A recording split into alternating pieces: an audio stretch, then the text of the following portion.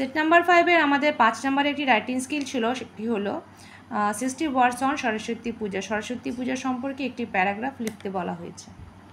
তাহলে সেই সরস্বতী পূজা সম্পর্কে আমরা কিভাবে প্যারাগ্রাফ লিখব, একটি ছোট করে নমুনা দিয়ে দেওয়া হলো।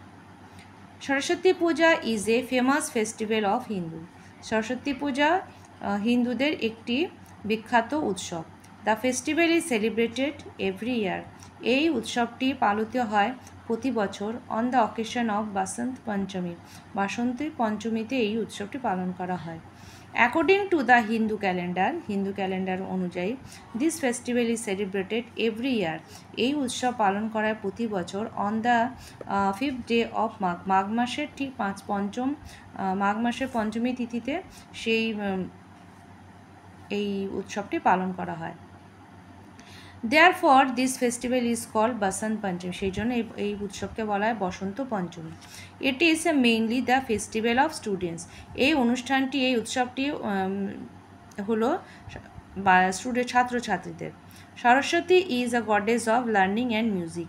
সরস্বতী হলো আমাদের বিদ্যা এবং আমাদের কলা, মিউজিক বা গানের অন্য কিছুর গানের আমাদের দেবী। শি ইজ কল্ড বিদ্যাদায়িনী, তাকে বিদ্যাদায়িনীও বলা হয়।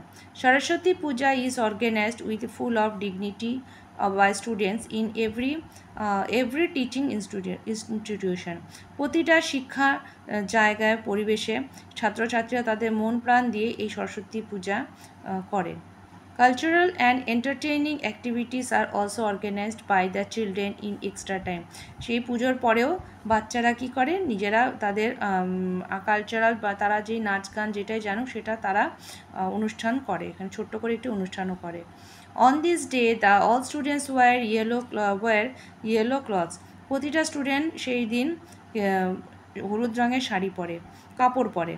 Everyone enjoys this festival with great fun and enthusiasm. প্রতিটা স্টুডেন্ট এই উৎসবকে খুব আনন্দ ও উদ্বেগের সঙ্গে পালন করে। তো আমাদের এটা হলো সরস্বতী পূজা সম্পর্কে ছোট্ট একটি প্যারাগ্রাফটি 70 ওয়ার্ডসেরও অ্যাবাভে আছে। তোমরা ভালো করে লিখতে পারবে। যদি ভালো লাগে অবশ্যই লাইক করে এবং এটি বন্ধুদের মধ্যে শেয়ার করতে ভুলো না।